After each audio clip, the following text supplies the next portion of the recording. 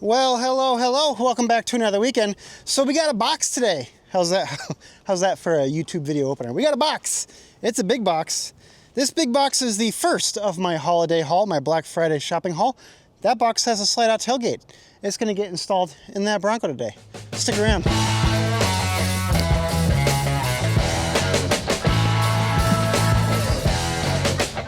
All right, clean slate. So I only got about an hour and a half until the sun goes down, so we're gonna kind of speed run this, maybe. So the Bronco slide-out tailgate. This is not a new product. This has been out for pretty much since launch. This was one of the accessories that Ford showed off way back before Bronco production even started. They did some like teaser videos, some media press photos with this thing. It was available for a few years on the Heritage trim and the Everglades trim. I think it might still be available on the Heritage trim. Not 100% sure. But anyway, it's been out for a while now. Not new by any stretch, but it is new to me. And in case it is new to you and you're using this as a how-to video, let me show you what's in the box. So of course we have the slide-out tailgate itself. Not only the slide-out tailgate, but the frame that it mounts to. The main piece, this is the star of the show. Back here, I have some installation hardware. So we have some screws. These are installation brackets. There's two of them. These guys will go, actually this one goes over here. They will go on the sides like that. You'll see this in a second. And then we have three different trim pieces. So we have, of course, your main gigantic trim piece right here. This is what sits on top of the slide-out tailgate. We have your replacement cover for the jack stand and whatnot. This will make sense in a second. And then finally, we have your trim piece for the back edge of the tailgate. This down here underneath this cover. There's a trim piece right here. That's where that will go. So let's get crack-lacking. First, we gotta get rid of the old. So before we begin, I'm gonna get rid of you because I am learning from my past mistakes. There will be no shin busting today. I like my shins not busted up by metal hitches. Yes, indeed. Rust, welcome to the Rust Belt and winter, where the DOT likes to salt the earth. All right, so if you watched me way back in the day when I did my subwoofer install, like way back, I don't even know how many years ago that was, you've seen me do this before. I have done this so many times now at this point that it's not even funny, but you will need a 10mm socket, which I got right here. And what you have is you just have little trim pieces. Push in from the top here, push down, pull out, wiggle, wiggle, wiggle, wiggle, wiggle, wiggle. There you go. Got two 10mm bolts times 1, 2, 3, and 4. This one is already loose. Is that broken? No. All right, cool. Let's go. 2. Bada bing, bada boom. All right, you guys go right here for now.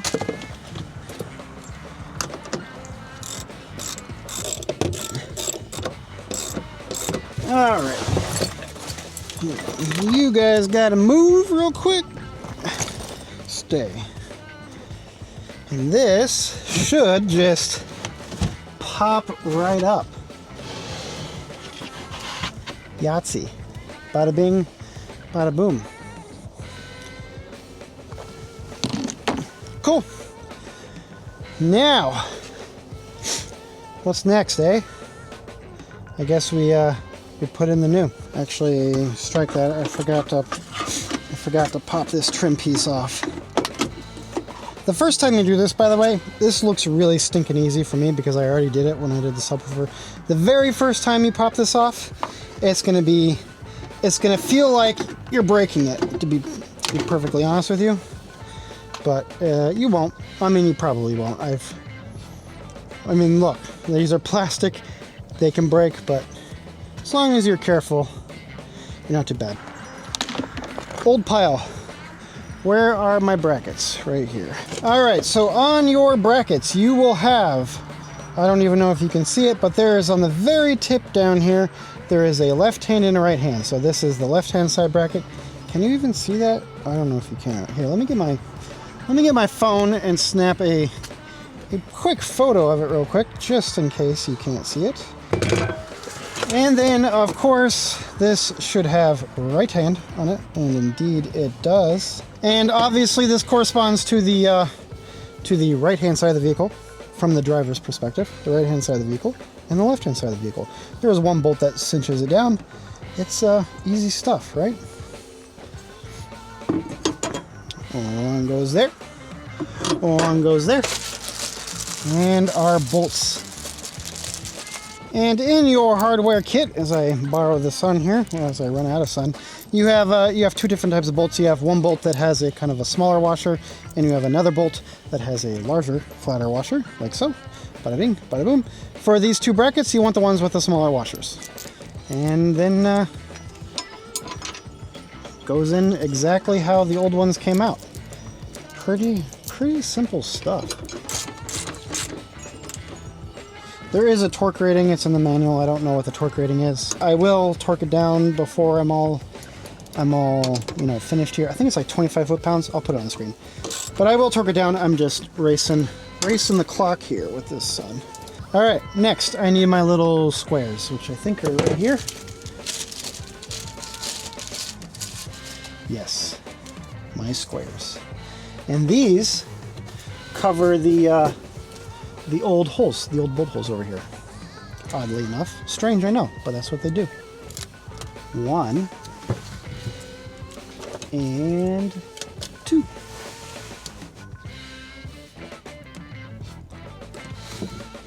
You know, if I'm covering up both of those holes, how does it bolt down to the rear? Or does it bolt down to the rear? I don't know. I guess we'll find out in a second. Moving on. Next, we need this trim piece and this trim piece. Come with me, please. Of course, it's getting windy as the sun goes down, just to further emphasize the cold. This goes here, I believe. And I believe these just slide under here like that. Like that. Sure, seems to fine. Sure, why not? Now for you. I need a knife. Knife. Yahtzee. Alright, here's our new tailgate. What is the difference, I wonder, between the old trim piece and the new trim piece? It's not much different. Oh, I guess it's got the little symbol. Okay, that's fine. All right. Pop in, pop in, pop in, pop in, pop in. Okay. Next. And now for the main event. The slide-out tailgate itself. How heavy is this thing? I did weigh this at the scale at the dealership where I picked this up. It was like just over 60 pounds, I think. Don't quote me on that. I'm pretty sure it was around 60 pounds, but it's been a couple weeks at this point, so I could be misremembering. It's not that heavy though, but you know, obviously I don't want to do damage here, so we'll just give it our best college try, as they say. I'm sliding it along those brackets there.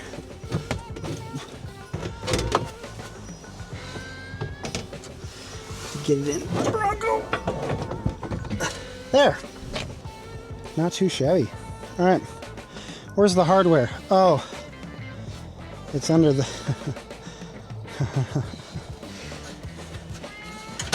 Can I pull this out now? Because I put it right here. That was almost a fail. Crisis averted. Alright, so here's the dealio. 2 of these bolts go right here and right here.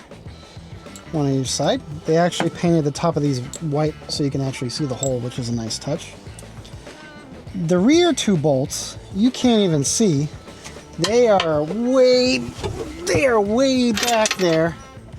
And they are, in fact, the holes that I just covered up with the little black squares. So why would they have you cover up those with black squares if you're just going to use them again? I don't know, but not a huge deal. We'll just roll with it. That is not a 10. That is probably 13, I'm guessing. If it's not 10, it's usually 13.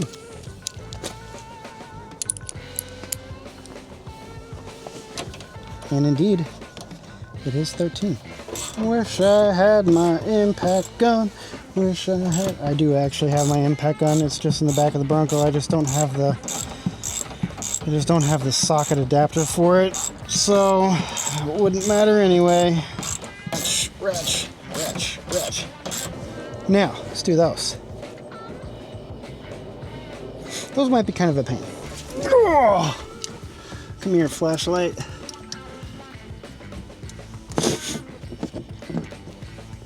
Now,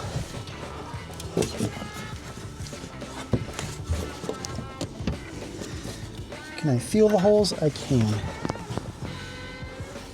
It's really bizarre. I still don't understand why they would have you cover those up and then like immediately afterwards say like, hey, you need to put a bolt through there.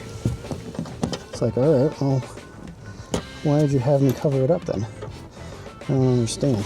You probably can't see what I'm doing, but the truth of the matter is I can barely see what I'm doing. So,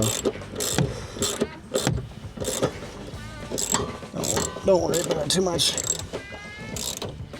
Ooh, I don't think I'm going in straight. Back up.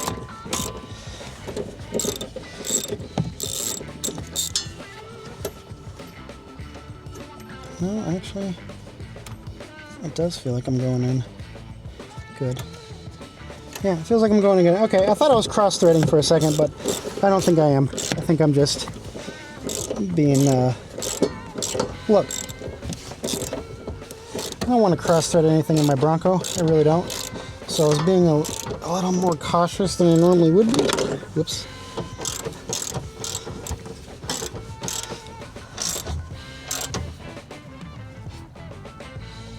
Cool. And now for the ending piece. Assuming I can get this off. Whoa, don't drop it. This should just pop in right on top.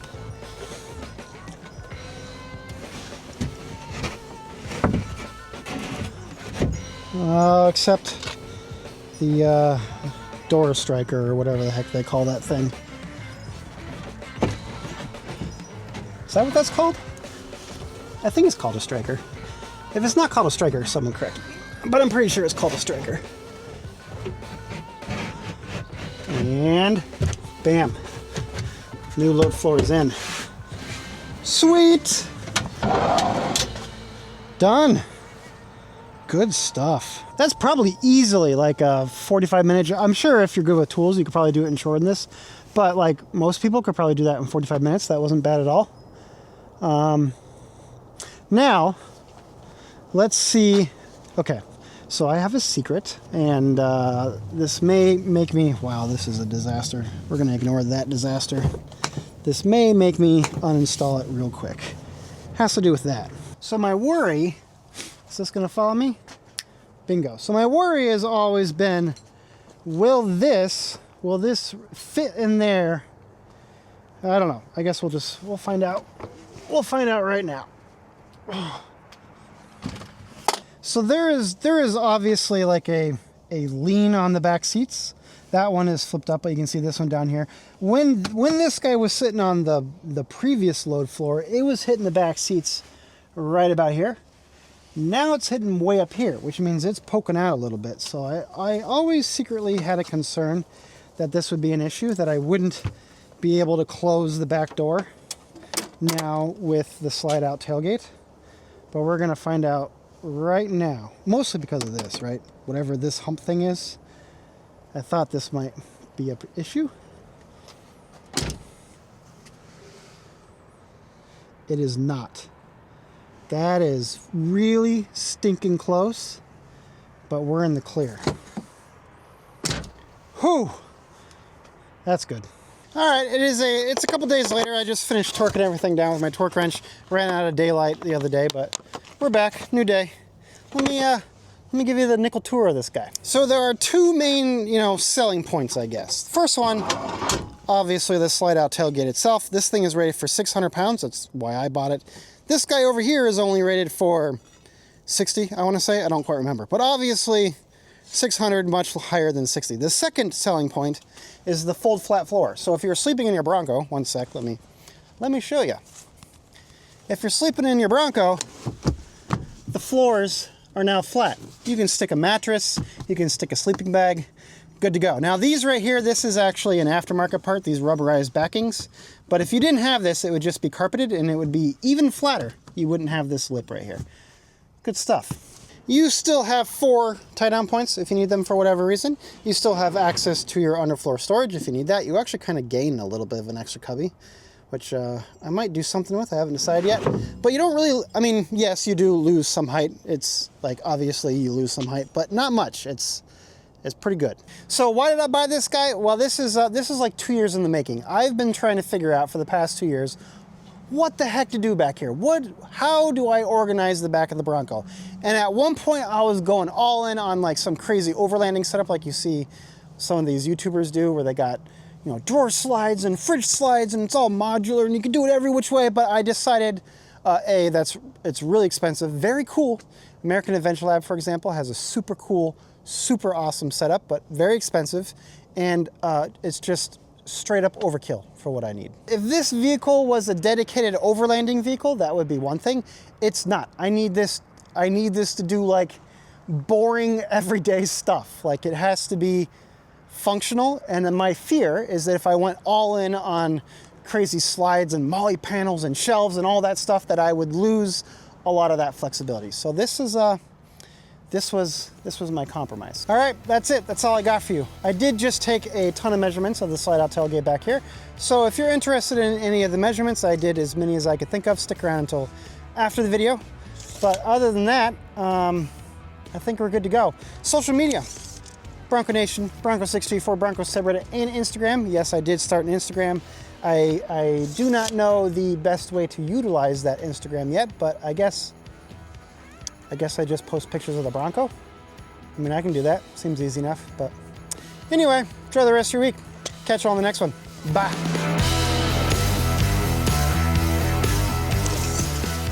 All right.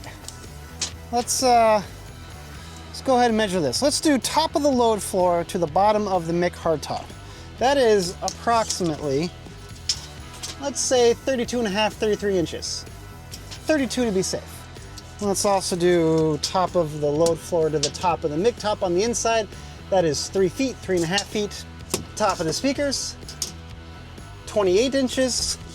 And then let's do under the load floor. I'm gonna have to take the load floor out for that. All right, let's do bottom of the load floor, the painted surface in the Bronco, bottom of the load floor to the bottom of this guy right here, give or take, rough measurements. That is 2 3/4, roughly 3 inches, a little bit less than 3 inches. Now let's do the entire, so here, there is an extra cavity right here where you could theoretically put something. Let's go ahead and measure that guy. That is, looks like 7 1/4, just shy of 7 1/2 by 35-ish. If you include these brackets here, 34 1/2. Oh, you know what? I almost forgot the slide out tailgate itself. I'm sure that's important to some people. So this guy is, when fully extended, yep, fully extended, we are 20 1/4 by 37 1/2, a little bit over 37 1/2. So hopefully that was helpful.